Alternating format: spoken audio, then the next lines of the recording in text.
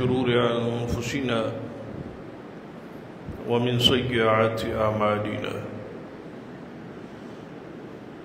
من يهد الله فلا مضل له ومن يضلل فلا هادي له أشهد أن لا إله إلا الله وحده لا شريك له وأشهد أن محمدًا عبده ورسوله أما بعد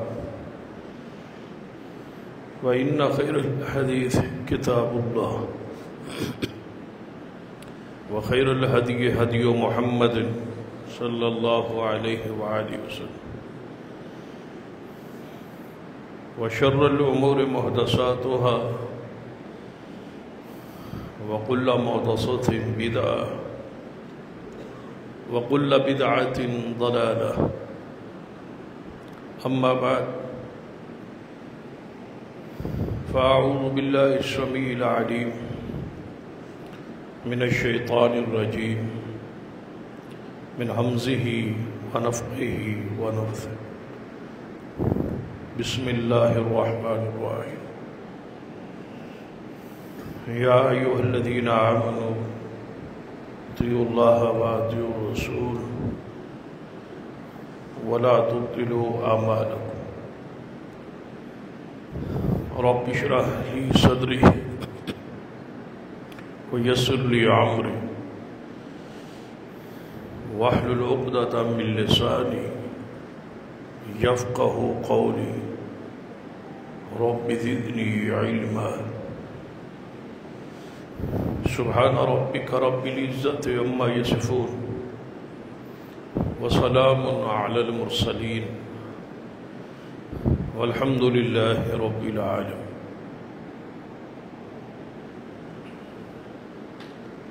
حضرات گرامی،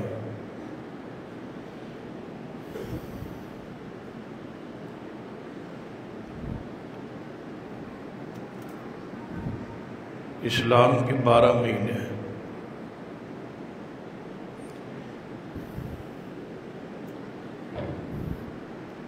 جب سے زمین و آسمان پیدا کیے گئے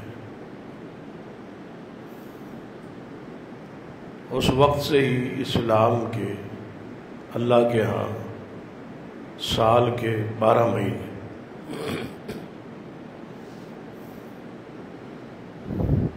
ان 12 مہینے اندر 4 مہینے جو ہے وہ حرمت والے، ذوالقعدہ، ذوالحجہ، محرم اور رجب۔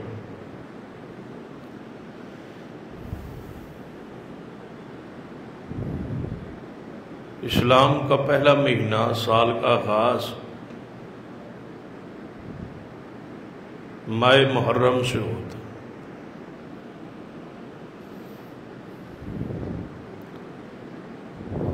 سیدنا ابو موسیٰ اشعری رضی اللہ تعالی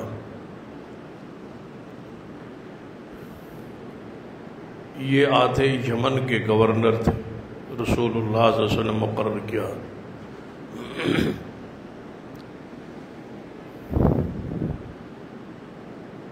تو انہوں نے سیدنا عمر کو زمانہ خلافت میں لکھا تھا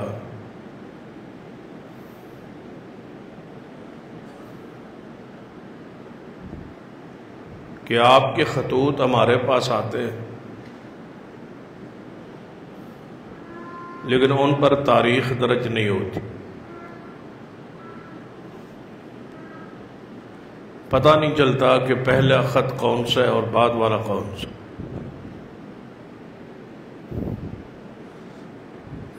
تو آپ کے خط پر مہینہ تاریخ درج ہونی چاہیے۔ تو سیدنا ابو موسیٰ اشعری کے خط کی روشنی میں امیر المومنین سیدنا عمر رضی اللہ تعالی کبار صحابہ کا ایک اجلاس بلایا۔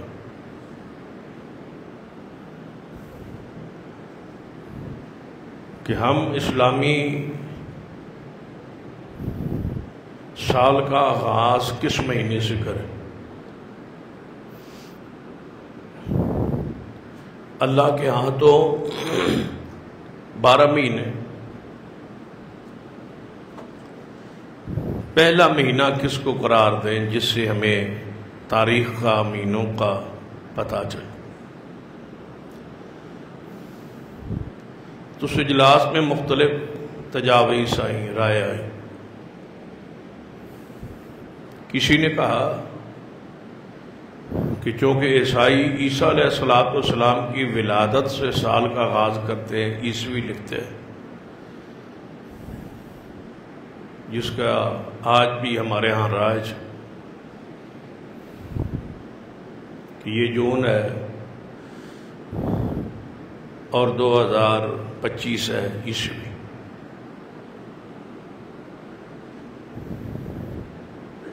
تو ہم آغاز کس سے کریں؟ تو آ گیا جس طرح عیسائی عیسیٰ علیہ السلام کی ولادت سے، اس طرح رسول اللہ کی ولادت سے شروع ہو جائے ہمارا سال۔ جس مہینے میں ولادت ہوئی اس مہینے کو سال کا پہلا مہینہ قرار دیا۔ کسی نے کہا کہ نہیں، ولادت کے بجائے جس مہینے آپ کی بعثت ہوئی، آپ کو رسول مبعوث کیا گیا، اس مہینے سے سال کا آغاز کیا۔ کسی نے مشورہ دیا کہ ماہ رمضان سے سال کا آغاز ہو۔ کسی نے مشورہ دیا کہ حرمت والا جو مہینہ ہے پہلا وہ رجب ہے، باقی 3 تو اکٹھے ہیں، ذوالقعدہ، ذوالحجہ اور محرم، تو رجب سے آغاز کیا۔ لیکن سیدنا عثمان رضی اللہ تعالی کی یہ رائے تھی کہ نبی علیہ السلام کی ہجرت سے جس مہینے آپ نے ہجرت کی ہے اس سے شروع کیا جائے سال۔ سیدنا علی رضی اللہ تعالی اسی رائے کو پسند فرمائے۔ سیدنا عمر رضی اللہ تعالیٰ عنہ چونکہ امیر المومنین تھے، آپ نے ان دونوں کی راہوں کو قبول فرما لی۔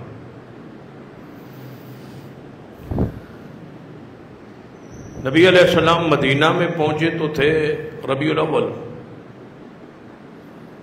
لیکن ہجرت کا فیصلہ، عزم، ارادہ، طے جو معاملات ہوئے تھے وہ محرم تھے۔ تو محرم سے آغاز ہو۔ تو یہ جو محرم ہے ہمارے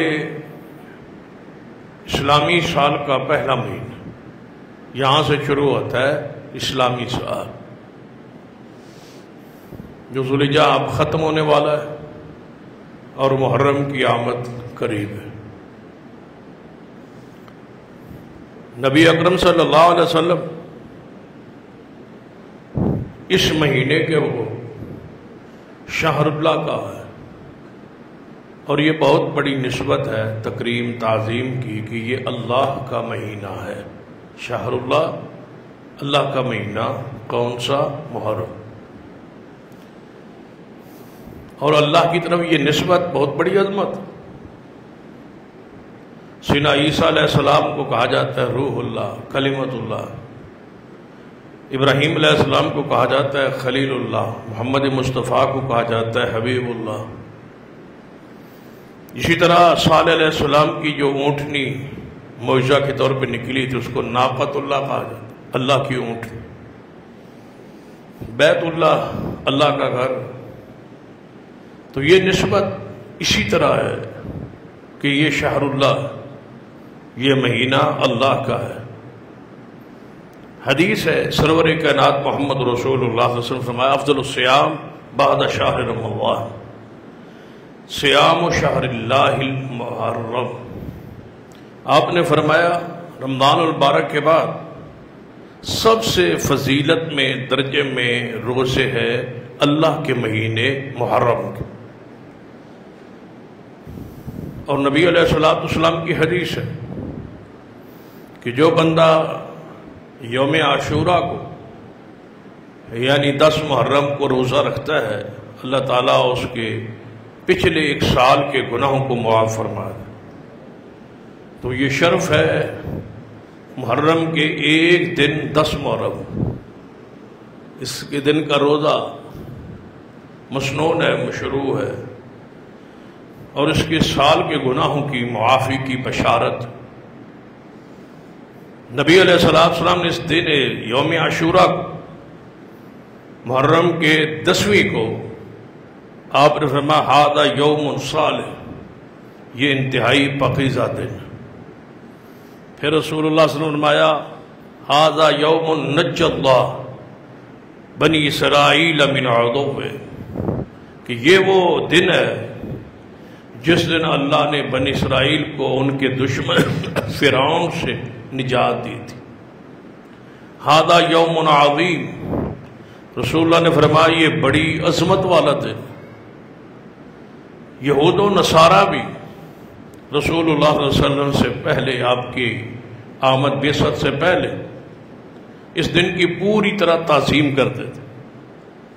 اور موسیٰ علیہ السلام خود بھی 10ویں محرم کا روزہ رکھتے تھے، کیونکہ اس دن اللہ نے فرعون کو غرق کیا تھا اور موسیٰ علیہ السلام کو دریا سے نجات بخشی تھی. بلکہ یہودی اس دن کو روزہ رکھ کے شام کو عید مناتے تھے. عورتیں بناؤ سنگار کرتی تھی، زیورات پہنتی تھی. 10 محرم کو یہودیوں کی عورت نبی علیہ السلام کی آمد سے اس دن کو وہ عید، خوشی کا دن، آزادی کا دن کہتے تھے کہ ہمیں نجات ملی ہے کس سے؟ فرعون اور فرعون کے مظالم سے. حتیٰ کہ مکہ کے قریشی بھی اس دن روزہ رکھتے تھے، اور آپ علیہ السلام نے خود بھی روزہ رکھا اور روزہ رکھنے کا حکم دیا. لیکن مدینہ میں جب آپ تشریف لائے تو آپ نے کہا، جب پتہ چلا کہ یہودی اس دن کا روزہ رکھتے تو آپ نے ان سے پوچھا کہ آپ روزہ کیوں رکھتے؟ انہوں نے کہا موسیٰ علیہ السلام کو اللہ نے نجات دی تھی. تو آپ نے فرمایا کہ ہم زیادہ تعلق رکھتے ہیں تم سے موسیٰ علیہ السلام، تو ہم بھی روزہ رکھیں 10ویں محرم کا. پھر آپ نے فرمایا کہ یہود و نصارہ کی مخالفت میں، کیونکہ ان کی عبادات میں بھی ان کی مخالفت یہ رسول اللہ کا طریقہ رہا ہے. آپ نے فرمایا اگر میں آئندہ سال زندہ رہا تو میں 9 کو روزہ رکھوں، یعنی 9 محرم کا روزہ، تاکہ 2 روزے ہو جائے اور یہودیوں کی مخالفت بھی ہو جائے کہ وہ 1 روزہ رکھتے ہیں، اور ہم یہودیوں کی مخالفت میں 2 روزے رکھتے ہیں، اور ساتھ موسیٰ علیہ السلام نے محبت عقیدت کا اظہار بھی قائم رہے. لیکن آئندہ سال آپ چونکہ پہلے ہی وفات پا گئے تو بہرحال 2 روزے اس مہینے کے خاص مسنون اور مشروع ٹھہرے، 9 محرم الحرام کا اور 10 محرم الحرام. اس دن کو یہ بھی شرف حاصل ہے 10ویں محرم کہ رسول اللہ صلی اللہ علیہ وسلم کے زمانہ پاک اور آپ سے پہلے بھی بیت اللہ کے غلاف کو اس دن تبدیل کیا جاتا تھا. بیت اللہ پر غلاف جو آج بھی ہے سنت، اس پر جو غلاف چڑھایا جاتا ہے یہ 10 محرم کو ہی چڑھایا جاتا تھا. یہ بھی حدیث ہے صحیح البخاری میں، اس کی وضاحت اور صراحت موجود ہے. یہ ہے وہ محرم جس کے فضائل مناقب رسول اللہ صلی اللہ علیہ وسلم نے بیان فرمائے. 2-3 چیزیں ہمارے سامنے ظاہر ہیں کہ یہ اللہ کا مہینہ ہے. دوسری بات، اس کے نفلی روزے ماہ رمضان کے بعد افضل ترین روزے. 10ویں کا محرم کا روزہ 1 سال کے گناہوں کی معافی کا ذریعہ ہے. 9 محرم کا روزہ رکھنا رسول اللہ صلی اللہ علیہ وسلم کا حکم، آپ کی سنت، آپ کا طریقہ ہے. آپ نے فرمایا یہودیوں کی مخالفت. اس مہینے کہ فضائل اور مناقب اور شمائل جو مختصر احادیث میں موجود ہے، قرآن پاک میں موجود ہے، وہ میں نے آپ کے سامنے بیان کر دی ہے۔ لیکن اس محرم الحرام میں اس کے ساتھ ساتھ کچھ بدعات اور کچھ خرافات، لوگوں نے اس مہینے کو سوگ کا مہینہ قرار دے دیا اور اس کے اندر بہت ساری خرافات معروف کر دی گئی ہے، مشہور کر دی گئی ہے، اور ان پر آج تک جاہلیت میں کی وجہ سے، لا علمی کی وجہ سے اس پر آج تک عمل چھا رہی ہے۔ سب سے بری بدعت جو ہے ماہ محرم میں، وہ صحابہ کرام کی تنقیص اور ان کی توہین ہے۔ اس کو محرم کے ساتھ خاص کر دیا گیا، اگرچہ اعراف سے سارا سال ہی صحابہ کو گالیاں دیتے ہیں، صحابہ کو برا کہتے ہیں، اشاروں میں، کنایوں میں، جہاں انہیں قانون کا ڈر ہو یا آل و سنت کی اکثریت ہو، وہاں تو دبے دبے الفاظ میں، اشاروں اور کنایوں میں کرتے ہیں، لیکن جہاں ان کا ہولڈ ہو وہاں پھر کھلے عام تبرہ ہوتا ہے۔ تو محرم الحرام میں جو محبت کا مہینہ تھا، جو اللہ کا مہینہ تھا، جو حرمت والا مہینہ تھا، جس میں لڑائی جھگڑا حرام تھا، قتل و غارت حرام تھی، اللہ تعالیٰ کے ہاں عزت والا تقدس والا مہینہ تھا، اس مہینے کو گالیوں والا مہینہ بنا دیا، اور اس میں صحابہ کرام رضوان اللہ علیہم اجمعین کو گالیاں دی جاتی ہیں، توہین اور تنقیص کی جاتی ہے، جبکہ رسول اللہ کا حکم ہے لا تسبوا الاموات، کہ فوت ہونے والوں کو گالیاں نہ دو۔ جو فوت ہو جائے، دنیا سے چلا جائے، اس کا کوئی عیب، کوئی نقص، کوئی گناہ، کوئی غلطی، کوئی خطا بھی آپ کے علم میں ہو تو اس کو چھپانے کا ہو کہ اس کو چھپا لو۔ فرمایا وہ اپنے انجام کو پہنچ گئے۔ اگر وہ لوگ برے تھے فوت ہونے والے تو وہ اپنے انجام کو پہنچ گئے، اگر اچھے تھے تو اللہ کی رحمتوں میں، وہ انعامات میں۔ آپ ان کو گالیاں نہ دو جو بھی فوت ہو جائے۔ یہ عمومی مطلقاً اصول ہے اسلام کا کہ کسی بھی مرنے والے کو گالیاں نہ دو، اس کو برا نہ کرو۔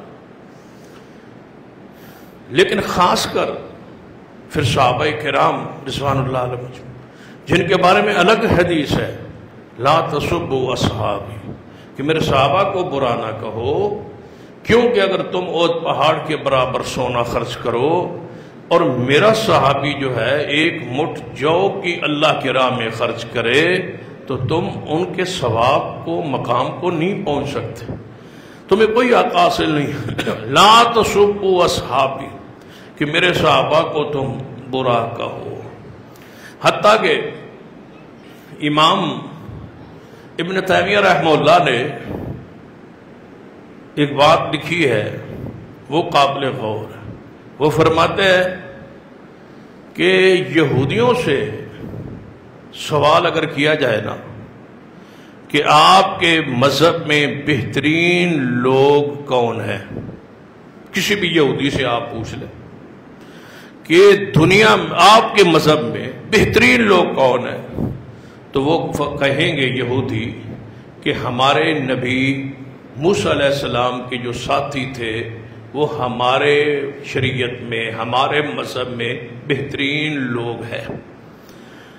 پھر امام ابن تیمیہ فرماتے ہیں یہی سوال آپ عیسائیوں سے پوچھیں کہ تمہارے مذہب میں بہترین لوگ کون تھے، تو وہ کہیں گے عیسیٰ علیہ السلام کے جو ساتھی صحابہ حواری تھے وہ سارے ہمارے مذہب کے بہترین لوگ ہیں۔ پھر امام ابن تیمیہ فرماتے ہیں کہ اے ایمان والو غور کرو، یہودی کیا کہہ رہے ہیں کہ ہمارے مذہب کے بہترین لوگ ہمارے نبی کے ساتھی۔ عیسائی کیا کہہ رہے ہیں کہ ہمارے مذہب کے بہترین لوگ ہمارے نبی کے ساتھی، اور کہتے ہیں رافضی کیا کہہ رہے ہیں کہ ہمارے مذہب میں سب سے برے لوگ محمد کے ساتھی ہیں۔ نعوذ باللہ۔ کیسے یہ برے لوگ ہیں کہ ہر مذہب اپنے نبی لیڈر کے ساتھیوں کو بہترین ساتھی کہتا ہے؟ یہ تو ہے نا ایک مذہبی مثال۔ سیاسی طور پہ دیکھ، کسی بھی پارٹی کے کسی مین ورکر سے پوچھے تو وہ کہے گا ہماری جماعت میں بہترین لوگ فلاں فلاں ہمارے لیڈر کے جو ساتھ تھے، ہمارے لیڈر کے ساتھ جو چلتے ہیں، ہمارے لیڈر کے ساتھ جو کھاتے ہیں، جو پیتے ہیں، اٹھتے ہیں، بیٹھتے ہیں، خدمت کرتے ہیں، اس کے ساتھ تعاون کرتے ہیں، وہ ہماری جماعت میں اونچے مقام پر ہیں۔ لیکن کتنے یہ برے لوگ کہ ان کو کہا جائے تم اچھے ہو، کہتے ہیں ہم اچھے۔ محمد کے صحابہ وہ اچھے نہیں تھے۔ تم جنتی ہو، آج کے رافضیوں سے پوچھ لو، کسی بھی ساتھی سے پوچھ لو، کوئی بھی رافضی ہے اس سے پوچھو کہ تمہارا اپنے بارے میں کیا خیال ہے، تو وہ کہے گا میں مسلمان ہوں، میں مومن ہوں، مجھے کوئی کافر نہ کہے، مجھے اگر کوئی کافر کہے گا تو میں پرچہ دوں گا، قانون اس کے خلاف، بندے کے خلاف حرکت میں آئے، میں مسلمان ہوں، میں پر امید ہوں کہ اللہ مجھے معاف کرے گا، میں جنت میں جاؤں گا، یعنی اپنے بارے میں۔ پھر اس سے پوچھو صحابہ کے بارے میں تمہارا کیا خیال ہے، تو کہے گا وہ تو برے لوگ تھے، وہ تو مومن نہیں تھے، وہ اوپر سے کلمہ پڑھتے تھے، وہ مال لینے کے لیے اسلام میں داخل ہوئے تھے۔ یعنی ہم مال لینے کے لیے مسلمان نہیں ہوئے، ہم، آپ، میں اور آپ، آج کے جتنے بھی کلمہ گو ہے، کسی سے پوچھے آپ اسلام کس لیے قبول کیا، مال کے لیے، کہے گا نہیں۔ کوئی لالچ ہے، کہے گا نہیں۔ اسلام سے کوئی تجھے غرض و غایت ہے، نہیں۔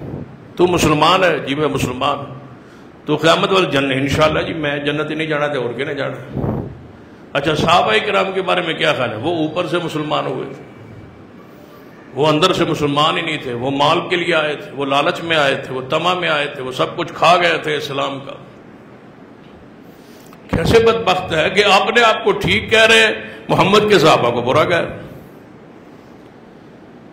تو محرم کی سب سے بری جو بدعت مشہور ہو گئی ہے کہ ایک گروہ کھڑا ہے صحابہ کی تعریف کرنے والا، محرم آ رہا ہے جی، صحابہ کی شان بیان کرنی ہے، صحابہ کا مقام بیان کرنا ہے، صحابہ کی عزت بیان۔ کیوں بھائی؟ صحابہ تو ایک دن اور ایک مہینے کے محتاج نہیں ہیں، ان کی تعریف تو ہر سال، ہر مہینے اور ہر دن اور ہر لمحہ جاری، لیکن محرم میں خاص کیوں؟ یہ وہ رد عمل ہے کہ محرم میں ان کو گالیاں دی جاتی ہیں تو مومن کا ایمان جو ہے وہ تڑپتا ہے، کہتا ہے چلو صحابہ کی شان بیان کریں، ان کا مقام بیان کریں۔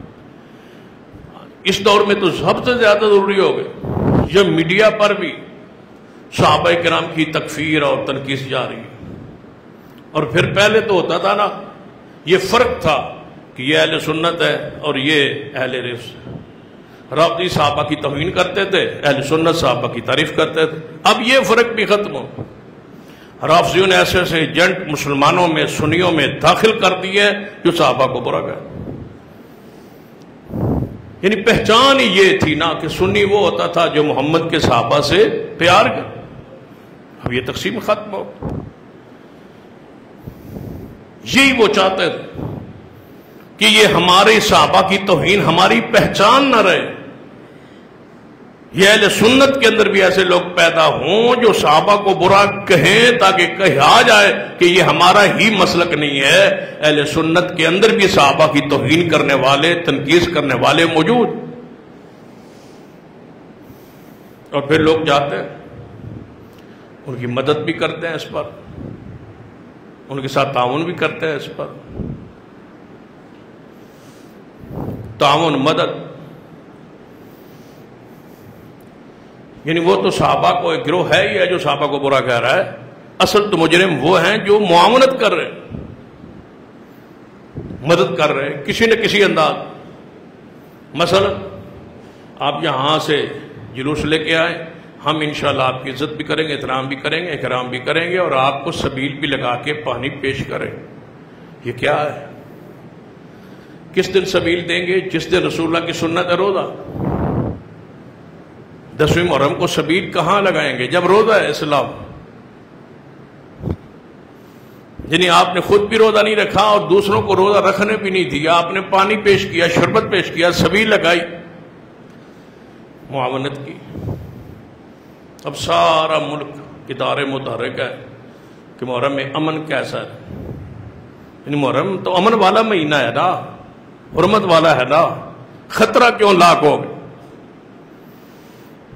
کہ اس میں امن قائم نہیں ہوگا؟ بھائی امن قائم رکھے. کس نے امن خراب کیا؟ برے کی ماں کو نہیں مارتا. کہتے ہیں یہ چیز ٹھیک نہیں، لیکن وہ جو ٹھیک نہیں ہے اس برے کی جو ماں ہے اس تک تو پہنچو نا. کون امن خراب کر؟ کیا اہل سنت سیدنا علی کا احترام نہیں کرتے؟ توہین کرتے ہیں، اس وجہ سے امن خراب ہوتا ہے؟ نہیں، ہمارے تو سیدنا علی مولا ہے. اللہم صلی علی محمد وعلی آل محمد. کیا ہم سیدہ فاطمہ کا احترام نہیں کرتے؟ ہم تو انہیں خاتون جنت کہتے ہیں، جنت کی عورتوں کی سردار کہتے ہیں. کیا ہم کسی ہستی شخصیت کی توہین یہ کرتے ہیں جس وجہ سے بد امنی ہوتی ہے؟ کون ہے جو اس کی تنقید امن کی خرابی کا ذریعہ بنتی ہے؟ اس تک کیوں نہیں پہنچا؟ وہ کیوں ایسا رویہ اشارے کنایہ کرتا ہے جس سے صحابہ کی توہین اور تنقیص اور تنقید ان پر زہر ہو اور امن کی خرابی کا وہ ذریعہ ہو؟ ہمارے دوست ہمارے ساتھی لگے ہوئے ہیں ان کو خدمت کے لیے، ان کی مدد کے تعاون کے لیے کہ ہم آپ کو پرامن ماحول دیں گے، آپ کو کچھ نہیں کہا جائے گا. جہاں جہاں ہماری مساجد مراکز ہوں گے انشاءاللہ پورا پروٹوکول دیں آپ کو کہ آپ آ رہے ہیں، ہماری گلی سے گزر رہے ہیں، آپ صحابہ کو مقدسات کو گالیاں دیں، ہم انشاءاللہ پانی پیش کریں، ہم سبیلے لگائیں. قرآن کیا کہتا ہے؟ قرآن کہتا ہے وہ لوگ جو اللہ کی آیات کا مذاق اڑاتے ہیں، دین کا مذاق اڑاتے ہیں اور اس کے ساتھ کفر کرتے ہیں، انکار کرتے ہیں، فلا تقعدوا معہم، ان کے ساتھ نہ بیٹھو. اللہ کہتا ہے ان کے ساتھ نہ بیٹھو. اگر تم ان کے ساتھ اس حالت میں بیٹھے رہے، انکم اذا مثلہم، جو وہ ہیں وہ تم ہو. اللہ تعالیٰ کہتا ہے نہ ہم کافروں سے محبت کرتے ہیں نہ منافقوں سے. کافر کے نے کہا جو آیات کا مذاق اڑاتے ہیں، منافق کے نے کہا جو ان کے ساتھ بیٹھتے، جو ان کے کفر کو ضلالت کو برداشت کرتے ہیں، بیٹھتے. پتہ ہے 616 آیات قرآن میں محدثین مفسرین نے الگ کی ہیں جن میں اللہ نے صحابہ کی شان بیان کی. 616 آیات. یہ تو ہے نا عام علماء کی تحقیق ہو سکتا ہے، اس سے بھی زیادہ ہو. تو جو صحابہ کی تعریف توصیف نہیں کرتا، توہین کرتا ہے، وہ 616 آیات کا مذاق اڑاتا ہے اور کفر کرتا ہے. قرآن کہتا ہے نہ بیٹھو ان کے ساتھ، یہ کھائے جا رہے ہیں ان کے ساتھ. یہ ایمان کا مسئلہ ہے. اصل دے اندر کمی یہ ہے ساڑھے معاشرے کہ ساڑھے معاشرے عوام نو عقیدہ عقیدہ نہیں پڑھا ہے. اسی سب نے عقیدہ صرف یہ ہے کہ اللہ مشکل کشا ہے، اللہ حاجت روا ہے، اللہ تعالیٰ ہی نفع نقصان کا مالک ہے، قبر والے دعا پکار نہیں سنتے. ہم سمجھتے ہیں یہی توحید ہے اور یہی عقیدہ، بس اس سے آگے ہمارا عقیدہ ختم. ایک عقیدہ ہے جسے الولا والبراء کہتے ہیں، اس کو پڑھو. علماء سے پڑھیے عقیدہ. عقیدہ پڑھنا فرض ہے. الولا والبراء کا عقیدہ ہے کہ اللہ کے لیے محبت کس سے ہو اور اللہ سے کے لیے دشمنی کس سے ہو. کس سے دشمنی جائز، کس سے دشمنی رکھنا واجب ہے. والبراء، جس سے برات ہو، بیزاری ہو، نہ محبت ہو، نہ پیار ہو، نہ اٹھک ہو، نہ بیٹھک ہو، نہ کھانا ہو، نہ پینا ہو، کوئی جاری دوستی تعلق نہ ہو. وہ کون لوگ ہیں؟ وہ تلاش کر. عقیدہ ہے. محبت کے لائق کون ہے، نفرت کے لائق کون ہے، اس کو پڑھے. اگر اس میں صحابہ کے منکرین اور توہین کرنے والے نہ ہوں تو ہم مجرم. یہ عقیدے کا مسئلہ. اگر نہ ان رافضیوں سے تو محبت کریں، پیار کریں تو یہ تو کندھوں پہ اٹھا لیتے. یہ تو دم بھرتے ہیں، قبلہ کہتے ہیں، قبلہ تسی سارا کوئی ساڈا قبلہ تسی ہو جے ساڈے نال محبت کرو. یہ کس کو نہیں کہتے؟ کئی مرتبہ مجھے یہاں سرگودا میں رافضیوں نے کہا کہ آپ جناب ہمارے پاس آ کے امام بارگاہ میں فکر حسین پہ ذرا شان حسین پہ تقریر کرے، اپنے مسلک کی ترجمانی کرے۔ امام بارگاہ میں آ تو میں نے ان کو کہا بھائی آپ کہیں آ کے ہماری مسجد میں یا ہمارے کسی دعوت پہ آ کے فکر صدیق بیان کریں، شان عمر بیان کریں، شان عثمان بیان کریں، پوری شان پڑھے۔ وہ ہمارے سامنے حضرت کہہ دیں گے، حضرت عمر رضی اللہ تعالیٰ، حضرت ابو بکر رضی اللہ تعالیٰ رضی اللہ تعالیٰ عنہ۔ وہ کس کو کہتے ہیں؟ جس کو بھی کہہ دے ہم سمجھتے ہیں وہ رضی اللہ تعالیٰ، جی ساٹھے سامنے انہیں رضی اللہ عنہ آکے رضی اللہ تعالیٰ۔ وہ ایک کلپ ہے ایک رافضی کا، کسی بندے نے، نام نہیں میں لیتا اس کا، کسی بندے نے یزید کو کہہ دیا رضی اللہ عنہ، حالانکہ وہ رضی اللہ عنہ نہیں ہے، صحابہ تو میں تو شمار ہی نہیں ہے۔ کسی عالم نے غلطی سے یا سبقت لسانی سے کہہ دیا، بعض ایسا ہوتا ہے نا بندہ نام لے رہا ہوتا ہے انبیاء کا تو زبان سے رضی اللہ نکل جاتا ہے، یعنی کہ بندہ یہ خیال کرتا ہے کہ صحابہ کے بارے میں نام لے رہا ہوتا ہے، زبان پہ چڑھا ہوتا ہے، یا کسی غیر صحابی کو بندہ رضی اللہ عنہ تو اس نے کہہ دی۔ تو اب جواب سن، رافضیوں نے اس کلپ کو نوٹ کر لیا اور کہا یہ دیکھو یزید کو رضی اللہ عنہ کہہ رہے۔ اس نے کہا چلو چنگا ہویا ہے، سن پتہ لگ گیا رضی اللہ عنہ کنوں کنوں اکھیندہ ہے۔ اس نے کہا سارے رضی اللہ عنہ انہی دے ہی جو ویندہ یزید ہے۔ اب بتاؤ کہاں کوئی صحابی محفوظ رہ گیا؟ یعنی کسی بندے نے تو سبقت لسانی یا غلطی کہہ چھٹیا ہے نا، وہ اندر سن اے پتہ لگ گیا کہ رضی اللہ تعالیٰ کیسے کیسے ہوتے ہیں، یہ ہیں سارے رضی اللہ۔ یہ رضی اللہ تعالیٰ عنہ وہ کہہ دیتے ہیں، اس میں کوئی مسئلہ نہیں۔ یہ کہے نا کہ خلیفہ حق صدیق ہے، عمر ہے، پھر عثمان ہے، پھر علی ہے، یہ کہلوا دے، یہ کہلوا دے ان سے کہ باغ فتح میں جو صدیق کا فیصلہ تھا وہ حق تھا، وہ سچ۔ کل پرسوں چوتھ میں ایک رافضی کا کلپ پڑھ رہا تھا، سن رہا تھا، تو وہ کہہ رہا تھا کہ صحابہ کو ہم مانتے ہیں لیکن فتح ہم پڑھیں گے، ہم سارے صحابہ کا احترام کرتے ہیں لیکن فتح پڑھنے سے ہمیں کوئی نہیں روک سکتا۔ فتح کا کیا معنی ہے کہ حضرت فاطمہ کا حق تھا فتح اور ابو بکر نے ظلم کیا نہ اس میں، کہتا ہے یہ ہم پڑھیں گے، بیان کریں گے، لوگوں کو بتائیں گے۔ ہمارا موقف کیا ہے کہ فتح فاطمۃ الزہرا کا حق نہیں، رسول اللہ کی وراثت تقسیم نہیں ہوتی، صدیق کا فیصلہ حق ہے، سچ۔ یہ ہمارا موقف ہے رسول۔ وہ کہتا ہے فتح پڑھیں گے۔ تو محرم الحرام کی سب سے بری بدعت صحابہ کی توہین اور تنقید، اور اس میں ہماری شرکت، ہمارا حصہ شامل ہوتا کسی نہ کسی انداز۔ ان کے ساتھ چلتے ہیں نا، کھاتے ہیں نا، پیتے ہیں نا، پھرتے ہیں نا، بیٹھتے ہیں نا، تعاون کرتے ہیں نا، امن میں، سکون میں، اطمینان میں سہولت دیتے ہیں نا۔ وَلَا تَعَاوَنُوا عَلَى الْإِثْمِ وَالْعُدْوَانِ، گناہ اور زیادتی میں تعاون نہ کرو۔ اس سے بڑا زیادتی کیا ہوگی کہ صدیق ظالم ہے نہ اس میں؟ مجھے بتاؤ، سیدنا عمر نے زیادتی کی، حضرت عثمان نے زیادتی کی، یہ سب سے بری بدعت۔ پھر محرم الحرام میں لوگ قبرستانوں کو چلے ہوئے، قبروں کو سنوار رہے، قبروں کو بنا رہے، قبروں پہ دال ڈال رہے، قبروں پہ چاول ڈال رہے، قبروں کی لیپ پپ ہوتی جا رہی، قبروں کو سنوارا جا رہا ہے۔ 10 محرم کو سارے قبرستان بھرے ہوتے ہیں اور باہر پھولوں کا کاروبار ہوتا ہے، پھول پھینکے جا رہے قبروں۔ یہ خوشبو کس کی طرف جاتی ہے، نیچے کی طرف یا اوپر کی طرف؟ مجھے یہ نہیں سمجھ آ رہی۔ قبر کے اوپر جو پھول پھینکے ہیں یہ خوشبو اندر جاتی ہے یا باہر آتی ہے؟ یہ کس کے لیے ہے پھول؟ میت کے لیے ہے، یہ کس کے لیے ہے؟ یہ سوگ کا مہینہ 7 کہہ رہے ہو، 7 پھول ڈال رہے ہو، پھول سوگ کی علامت ہے۔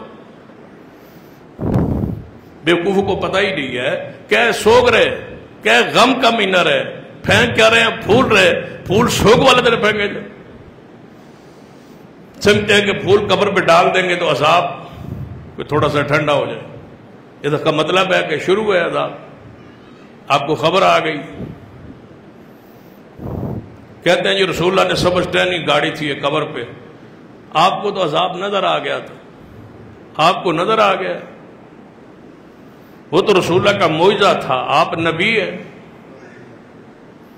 وہ تو خاص رسول تھا. رسول اللہ نے فرما دی جس میں کو عذاب پہ قبر نظر آ گیا تھا، وہ تو خاص واقعہ ہے خاص قبر کے ساتھ. یہ کہاں کا اصول ہے کہ قبر پہ کوئی چیز ڈالے، سبز ٹہنی ڈالیں یا کوئی شاید چیز ڈالے تو اس کے عذاب میں تخفیف ہوتی. دال اور چاول، وہ ہمارے استاد تھے، وہ کہتے ہیں آپ بکرے کھاتے ہیں پیو دی قبر تے دال مسرد ہی سوٹ تو تو ایک کھا مہربانی محرم دی چاول ڈال رہے اور سیاہ لباس پہن رہے. تیسری یہ بدعت ہے ماہ محرم کہ یہ مہینہ سوگ کا ہے. یاد رکھیے مرد کے لیے سوگ اسلام میں ہے ہی نہیں، صرف مرد کا تعلق نہیں ہے سوگ کے ساتھ. ایک دن بھی سوگ نہیں ہے مرد کے، سارے فوت ہو جائے مرد کے لیے سوگ نہیں. سوگ کا تعلق صرف عورت کے ساتھ کہ عورت بناؤ سنگار نہ کرے. کوئی فوتگی ہو جائے گھر میں تو اس کی غم میں، افسوس میں، سوگ میں 3 دن عورت بناؤ سنگار نہ کرے، زینت نہ کرے. اور مرد کے لیے نہیں ہے کہ وہ مرد نہ نہائے، مرد تیل نہ لگائے، مرد خوشبو نہ لگائے، مرد نہ نہائے. مرد کے لیے ہے ہی نہیں اسلام میں سوگ. جو کہتے ہیں جی 3 دن سوگ، 3 دن بھی نہیں ہے سوگ، صرف عورت کا سوگ ہے، مرد کا تعلق ہی نہیں ہے سوگ کے ساتھ. یہ تو عورت کا ہے کہ جس کا شوہر فوت ہو وہ 4 مہینے 10 دن، 4 مہینے اور 10 بناؤ سنگار نہ کرے، زیب و زینت نہ کرے، گھر سے باہر نہ جائے، نکاح کا پیغام نہ دے اور نکاح کا فیصلہ نہ کرے. وہ بیوہ ہے، 4 مہینے 10 دن کے بعد وہ بناؤ کرے، سنگار کرے، نہائے اور سارے معاملات بناؤ سنگار، نکاح، شادی جو کرنا چاہے وہ کرے. سادہ سمپل نہانا چاہے تو نہا لے، لیکن بناؤ سنگار نہ کر. یہ عورت کے لیے ہم نے سوگ کو بھی مردوں کے ساتھ خاص کیا ہوا. مرد الٹیاں چرپائیاں کر کے بیٹھے ہیں جی محرم ہے، مرد نہیں نہا رہے، بس سوگ ہے. کالے کپڑے پہنے ہوئے ہیں یا کالی کا قمیض ہے اور سفید سلوار ہے، یہ سوگ کی علامت. اچھا کھانا پکانا پینا چھوڑا ہوا اور ذاکروں کو لاکھ 2 لاکھ دے رہے ہیں، ان کی روٹی چل رہی ہے، ان کے لیے بیچاروں کے لیے سوگ ہے. پھر سوگ کے کئی علامات. بیوی کے قریب جانا حرام ہے، شادی کرنا حرام ہے، خوشی کرنا حرام ہے، کیونکہ مہینہ محرم. گانا سننا حرام ہے، باقی 11 مہینے حلال ہے. ٹیپیں ساری بند ہے، گانے محرم ہے یار گانے پہ چلان دے ہو. گانے چلانے چاہیے دن ربیع الاول جس مہینے میں رسول اللہ فوت ہو گئے نہ اس ان سوگ بنایا ہو. مرد کا تعلق ہی نہیں ہے سوگ کے ساتھ. بیوی کے قریب نہیں جانا، حتیٰ کہ شادی نہیں کرنی، حتیٰ کہ اگر پہلا محرم آ گیا ہے تو بیوی کو پیکے لے کے جانا ہے تاکہ جہاں مرد کے پاس وہ نہ رہے. یہ ساری گندی رسمیں ہمارے معاشرے میں جہلیت کی وجہ سے موجود، اور اس سے بڑی 5ویں جو بدعت ہے وہ اس مہینے میں کثرت کے ساتھ غیر اللہ کی نظر و نیاز. اتنی مالی عبادت غیر اللہ کی کسی مہینے نہیں ہوتی جتنی محرم میں ہوتی. سبیلیں کس کی؟ حسین کی.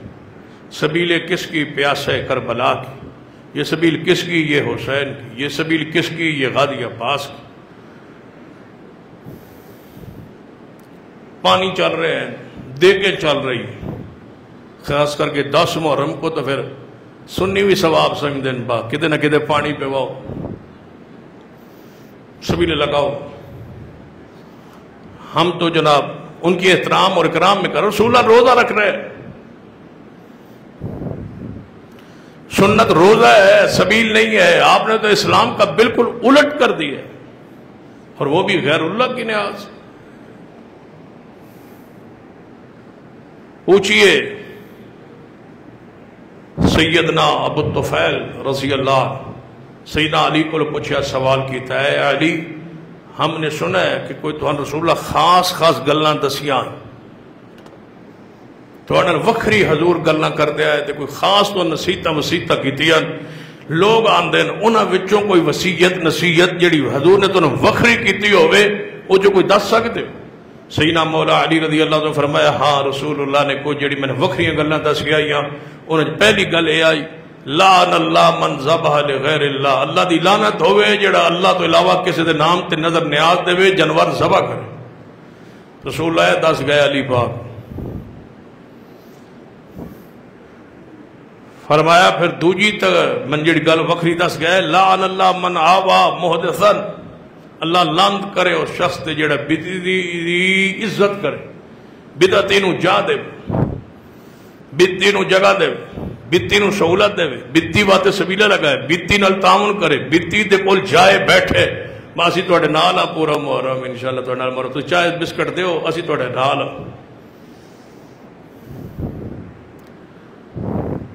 تواڈے نال اتنے اسی تواڈے قریب ہاں، بس تسی پٹ پٹ لو 10 دیہڑے پھر تو اسی گوشت کھوسائیے تے پائے کھوسائیے تھوڑی خدمت کرساں، بس تسی 1 نمبر پٹنے چاہو. تواڈے نال بیٹھساں، تواڈے نال کھساں پساں، امن قائم رکھساں. سہولت کار بھی مجرم ہوتے ہیں، یاد رکھنا.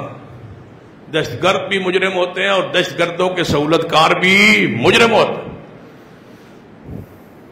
کیا قانون نہیں ہے ملک دا جڑا دہشت گرداں سہولت کار ہے انہوں پناہ دیندا ہے انہوں بھی پھدو. تے اسلام ہی سہولت کار نو اجازت ہے بجو مرضی کرتا رہے. پر تسی ساڈے بھراؤ، ساڈے بڑے قریبی بھراؤ. میں آگا چنگا رشتہ داری لبھی، رشتہ دار چنگا لبھا. آپ ہمارے بھائی ہیں. اتحاد بین المسلمین،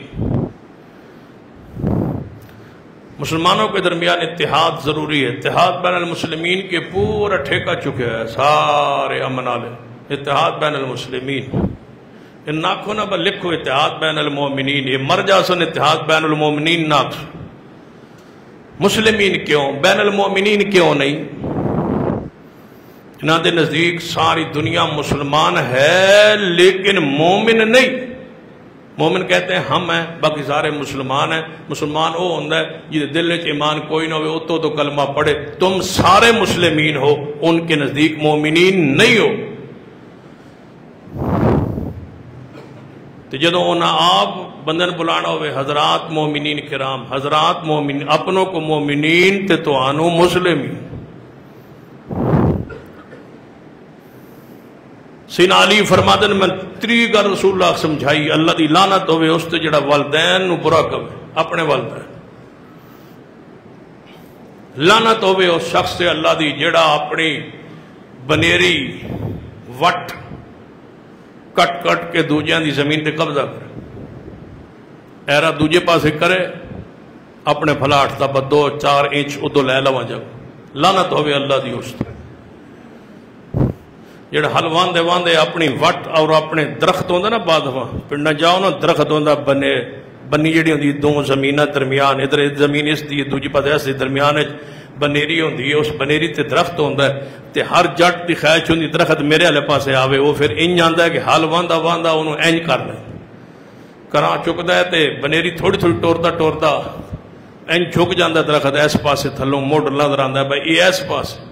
لعنت ہوئے اس شخص تے جڑا اپنا نشان زمین دا تبدیل کردا ہے. یہ فرماتے ہیں مولا علی رضی اللہ عنہ. غیر اللہ کی نیاز تو حرام ہے. انما حرم علیکم المیتۃ والدم ولحم الخنزیر وما اہل بہ لغیر اللہ. غیر اللہ کی نظر و نیاز حرام. خیرت بھی ہو نا کچھ ایمان کی حرکت، ایمان نظر بھی آوے وجود. بات ایڈے پر امن ہوندے نو جدو جلوس شروع ہوندہ ہے وہ نال جاندے نا دن پاسی ذوالجناح جدو شروع کریں گے نا ایک بار اسے ہاتھ رکھ کے انہوں ٹور کے واپس آ جائیں گے دعا کر کے اللہ تنہیں خیر نال لے جاوے تو خیر نال لے آوے. یعنی آغاز کر کوئی آغاز نہ بھی کرے کسی قسم کی سہولت کاری حرام ہے. قرآن کا یہ فیصلہ ہے, حدیث رسول کا یہ فیصلہ. اے نو بے چاہ پینا پینا پھتے جاؤ قیامت. انکم اذا مثلو, قیامت والے دن انہاں دا نال ہی کدیں تہاڈا شمار نہ ہو. من تشبہ بقوم فہو منہم, مشابہت بھی حرام ہے اور انہاں دی مجلس بہنا بھی. لوگ آتے سی مسائل سنن جا, بیبیاں کو پوچھ لو, بیبیاں ٹوریاں ہوندی ہے. اسی ہاں تے سننی لیکن اسی مسائل سنن جا رہی ہیں. مسائل سنن جا رہے ہیں کہ کوڑ سنن جا رہے ہیں. مسائب وہی ہے جو قرآن میں ہے اور جو حدیث میں. تو انہوں کی پتا ہے کہ اس مسائب ہے اس تو نہ ایمان چھوڑا ہے نہ تھوڑا عقیدہ چھوڑا. اور سب سے محرم کی جو بدعت ہے اس کے بعد یہ چھٹی بدعت محرم کی, وہ منہ پیٹنا ہے, رخسار پیٹنا ہے اور ماتم. اسلام میں تصور ہی کچھ.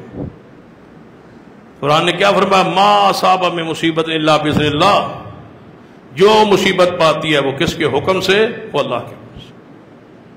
ومن یؤمن باللہ یہد قلبہ, جو ایمان رکھتا ہے صبر کرتا ہے اللہ اس کے دل کو مضبوط کر دیتا. ماتم نہیں ہے اسلام, حرام ہے.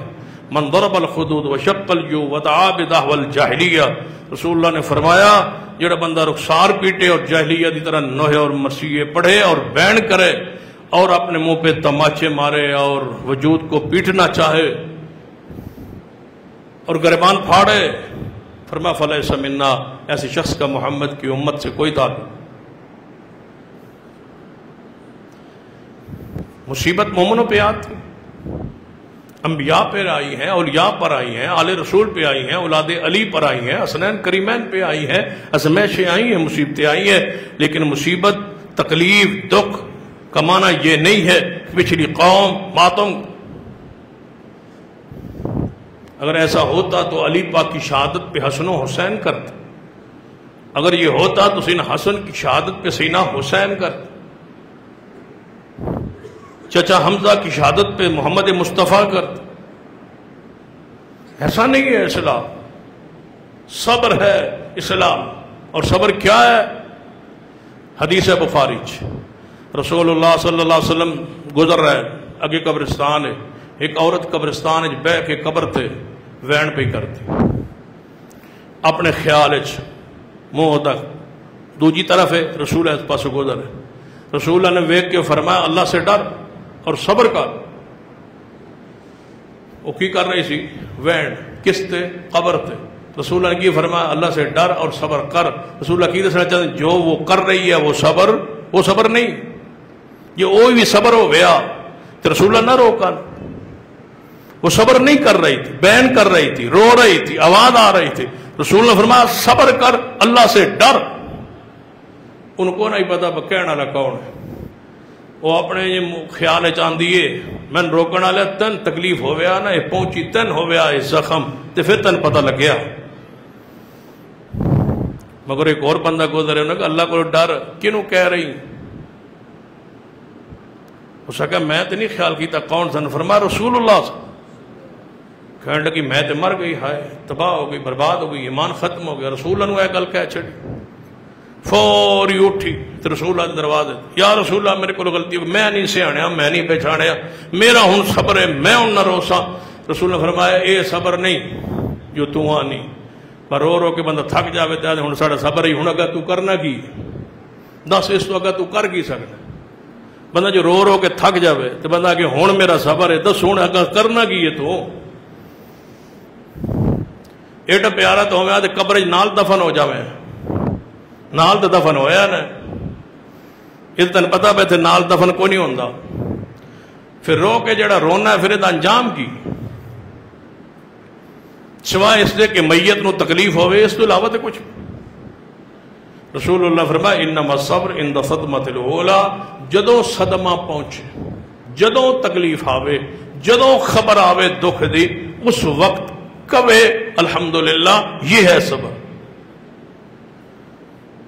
کہ اللہ اسی تیرے فیصلے تے راضی، جو تو نے فیصلہ کیا ہے، تو نے حق کیا ہے، سچ کیا ہے، اے اللہ ہم دعائیں کرتے رہے، لیکن جو تیرا فیصلہ ہے ہم اس پہ راضی، یہ ہے صبر۔ قرآن دے الفاظ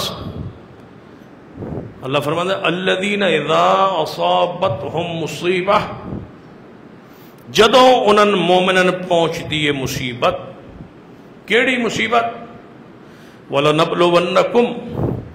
وَلَنَبْلُوَنَّكُمْ بِشَيْءٍ مِّنَ الْخَوْفِ وَالْجُوعِ وَنَقْصٍ مِّنَ الْأَمْوَالِ وَالْأَنفُسِ وَالثَّمَرَاتِ وَبَشِّرِ الصَّابِرِينَ، ہم آزمائیں گے آپ کو، دشمن کا خوف تم پہ طاری کر کے ہم تم کو آزمائیں گے، کسی شے کے ساتھ بھی آزمائیں گے، تمہارے مال کی کمی، جان کی کمی، کبھی باپ کو لے کے، کبھی بھائی کو لے کے، کبھی بیٹے کو لے کے، بیوی کو، بیٹیوں کو، اور مالی کوئی نقصان کر کے ہم تمہیں آزماتے رہیں گے۔ خوشخبری کس کے لیے ہے؟ وبشر الصابرین، جو صبر کر۔ صبر کون کرتا ہے؟ اللہ خود تعریف کر رہا ہے صبر، بارو پوچھئے تے تاں جے رب نے آپ نہ کیتی ہو، بس صبر کینوں آندہ ہے؟ وبشر الصابرین، خوشخبری ہے صبر کرنے والوں کے لیے، یہ آزمائشیں، اس پہ جو صبر کرے اس کے لیے خوشخبری ہے۔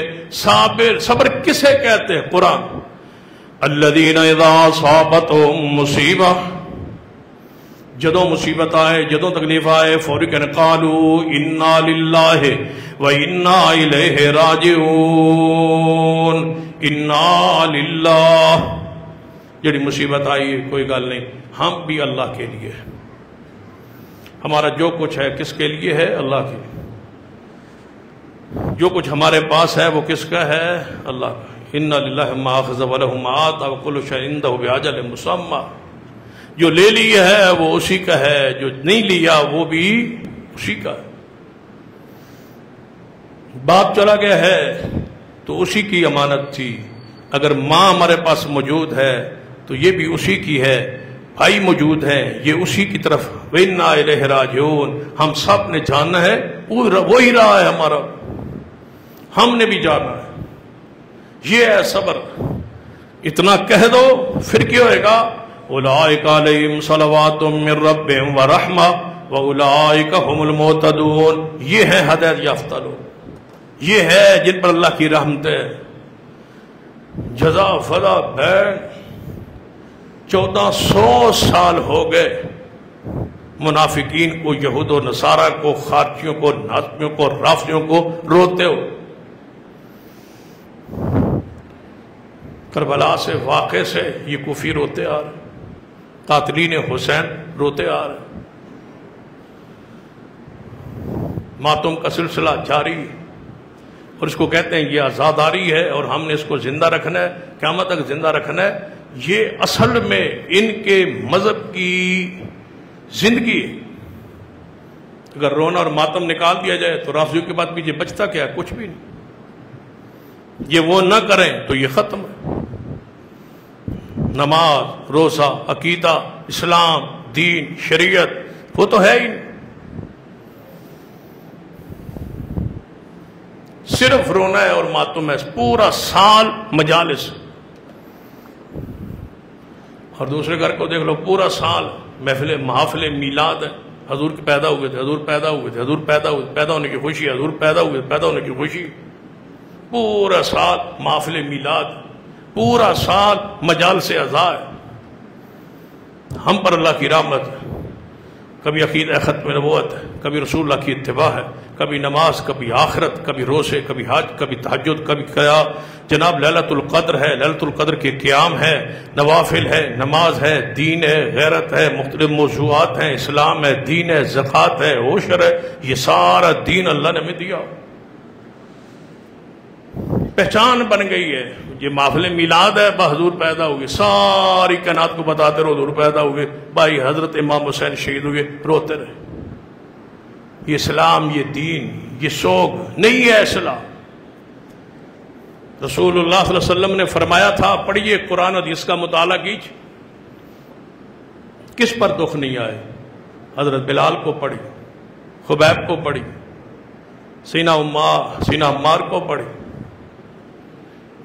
انس بن نضر فرماتا ہے اللہ دی قسم ہے جدو احد میدانی اسی یہاں سے سن احد پہاڑ دے پرلے پاسوں جنت دی خوشبو آنی آئی۔ دکھ تکلیفہ مصیبتہ تے آنی کیڑا دکھ ہے جن حضرت بلال تے نہیں۔ حضرت ابو سعید خدری رضی اللہ عنہ فرماتے رسول اللہ نے بخار چڑھے، اتنا بخار کہ میں رسول اللہ نے ہمیں ہاتھ لایا چادر دے اتوں تے چادر تپ رہی سی۔ میں کہا یا رسول اللہ سانے بھی بخار تے ہوتا ہے لیکن اتنا بخار؟ آپ نے فرمایا ساڑی تکلیف بھی دگنا ہوندی ہے تے ساڑا اجر بھی دگنا ہو، جو درجہ ہوئے گا اتنا تو ثواب زیادہ ہو۔ سیدنا حسین پر ازمیشوں کا آنا یہ ان کے درجات کی بلندی کی دلیل ہے۔ رسول اللہ نے کی فرمایا؟ ایک صحابی نے کہا نبی علیہ السلام نے فرمایا ہاں بھی تیرا کی حال؟ کہنا یا رسول اللہ میں تو انال بڑی محبت ہے۔ فرمایا تکلیفوں واسطے ازمیشاں لئی تیار ہو جا۔ یا رسول اللہ وہ کیوں؟ فرمایا جڑا ساڈے نال محبت کرے پھر وہ دنیا دکھ ضرور برداشت کرے، دکھ تیار ہے۔ جدو مومن جنت جا سی تے اللہ پوچھے گا جنت جان تو بعد میرے جنتی بندے 10 کتنے دنیا دکھ پائے نہیں؟ کہے گا اللہ یا اللہ میں تو یاد ہی کوئی نہیں، سارے بھول گئے جنت ہی نعمت ہے۔ جنت انعامات نعمت ہے دنیا، ان العیش عیش الاخر، ساڑی عیش تے آخرت، ساڑی زندگی تے آخرت۔ دنیا کیڑا بندہ ہے جس تے ازمائش نہیں ہے، دکھ بھی آندے مصیبتیں بھی آندی ہیں، ساری چیزاں ہوں۔ ایک دن ہستا ہے دوجا روندا ہے۔ رسول اللہ صلی اللہ علیہ وسلم نے اپنیاں 3 بیٹیاں فوت آپ کی زندگی چوئیاں، رسول اللہ دے 3 بیٹے فوت ہوئے آپ کی زندگی چوئے۔ حضور نے اپنے بیٹے ہاتھاں تے چکے ہے تے ابراہیم فوت ہو گیا، تو رسول اللہ دے اکھاں چوں آنسو گر پے تے فرمایا اکھاں آنسو بہا رہی ہیں ابراہیم، دل غمگین ہے لیکن میں کہاں گا وہی جس سے میرا اللہ راضی۔ کدے نہ کہو کہ یا اللہ تو تے ساڈی دعا نہیں قبول کی۔ ہم پورا 1 مہینہ سے زائد دعا کرتے رہے اپنے صدر کے لیے شیخ اجاز رحمہ اللہ کی کہ یا اللہ شفا دے دے، یا اللہ شفا دے دے، لیکن وہ اللہ تعالیٰ کو جو منظور تھا اللہ کو پیارے ہو گئے، اللہ کے یہاں چلے گئے۔ وَلَلْآخِرَةُ خَيْرٌ لَكَ مِنَ الْأُولَىٰ، دنیاوی زندگی سے آخروی زندگی بہتر ہے۔ ہم اس کے فیصلے پر راضی، دکھی بھی ہے، غم بھی ہے، پریشانی بھی ہے، ایک خلا بھی ہے، ایک ایسا دکھ ہے جیسی پوری جماعت کے باپ فوت ہوتے، مسجد کی فضائیں بھی سوگوار ہیں اور محسوس ہو رہا ہے کہ یہ غم ہے، یہ دکھ ہے، بچے علماء اساتذہ بزرگ نمازی سارے، لیکن اللہ تیرے فیصلے پر راضی، ہم تیرے فیصلے پر خوش ہیں۔ اس مسجد کے بانی تھے حاجی محمد اسماعیل رحمہ اللہ، ان کی زندگی میں ایسے لگتا تھا کہ ان کے بعد یہ مسجد کیسے چلے گی، لیکن اللہ کی رحمت ہے وہ دنیا سے چلے گئے، اللہ کو پیارے ہو گئے، اللہ انہیں جنت عطا فرمائے، مسجد مدرسہ جاری۔ پھر حاجی محمد شریف صاحب تھے رحمت اللہ علیہ، ان کی موت پر ایسے لگتا تھا کہ یہ سارا کام رک جائے، لیکن وہ اللہ کے ہاں چلے گئے، اللہ ان پر رحمتیں فرمائے، لیکن یہ کام جاری۔ اسی طرح کتنے ہی جماعت کے بزرگ تھے، چودھری ماسٹر عبدالعزیز صاحب تھے، ماسٹر جمیل صاحب تھے، یہ سارے بزرگ تھے، ایک ایک کا نام لے لو، کتنے ہمارے بزرگ تھے، ہمارے ساتھی تھے، چودھری اسلم صاحب تھے۔ ان کے بعد ایسا لگتا تھا کہ یہ تعاون، یہ محبت یہ رک جائے گی، یہ چلتا رہا۔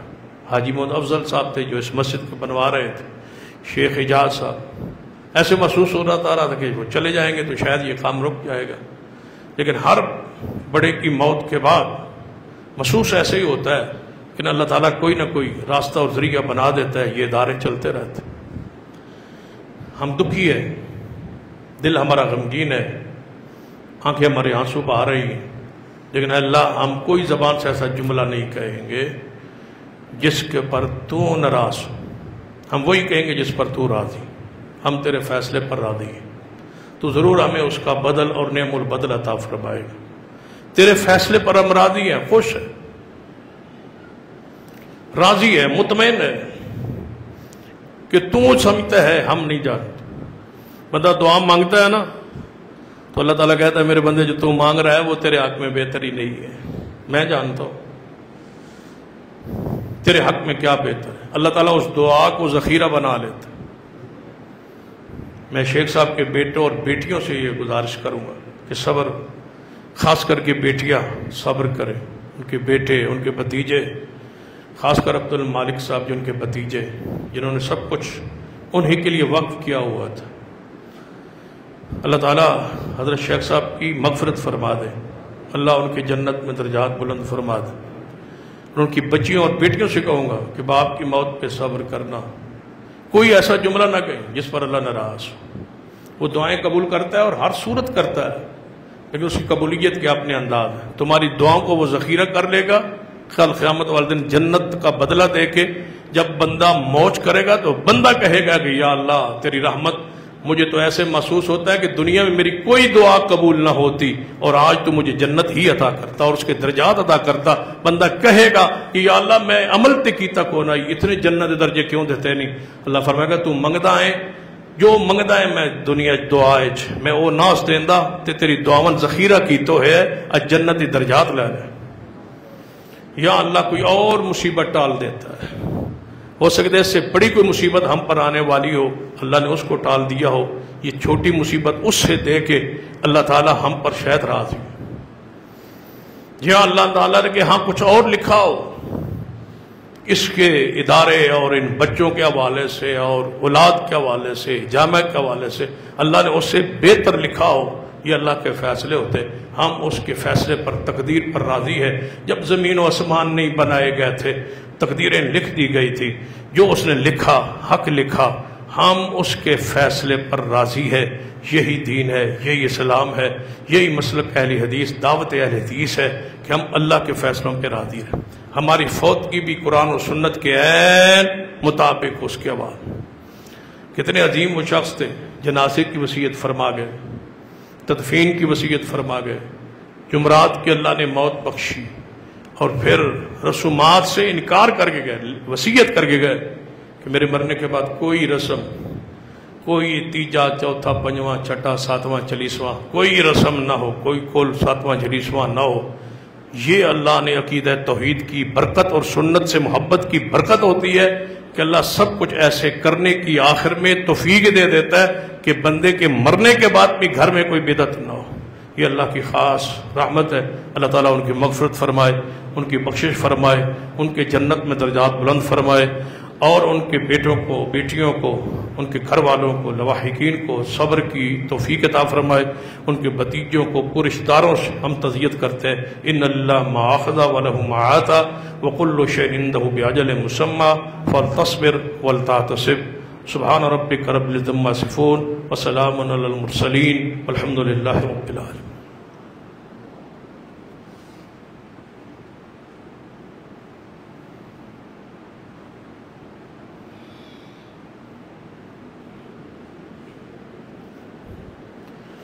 ان الحمد للہ نحمده ونستعینه ونستغفره ونعوذ باللہ من شرور انفسنا ومن سیئات اعمالنا من